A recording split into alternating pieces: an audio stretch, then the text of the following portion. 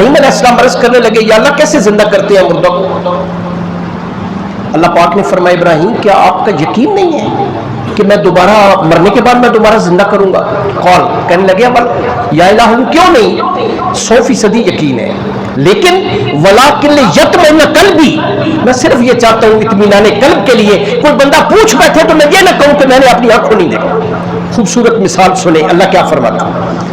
अल्लाह फरमाते हैं 4 परिंदे लें, बाज़ लिखे एक कौवा है, एक मोर है, एक मुर्ग है और एक जो है वो कबूतर है, या कोई चीज़ आप समझ लें, 4 परिंदे लें, उन्हें अपनी तरफ माइल कर लें, पंजाबी में कहते हैं हिला लें उन्हें, आप उन्हें बुलाएं। आज देखें आप, बाज में तीतर रखे हैं, बटेर रखे हैं, बाज रखे हैं, शिकरे रखे हैं, वो बुलाते हैं, सीटी बजाते हैं, वो उनके पास आ जाते हैं। अल्लाह फरमाते हैं 4 परिंदे लें, उन्हें अपने साथ माइल कर लें, फिर आप पहाड़ पे चले जाए, आप चारों परिंदों को ज़िबा कर ले, ज़िबा करने के बाद उनके गोश्त बना ले, गोश्त का कीमा कर ले, छोटा कर ले, फिर उन्हें सामने वाले पहाड़ पे रख दे, उनके पर दूसरे पहाड़ पे रख दे, आप बैठ जाए, आप उन्हें आवाज दे, मुझे मेरे रब होने की कसम है, वो दौड़ते हुए आपके पास आएंगे। कुरान के अल्फाज हैं।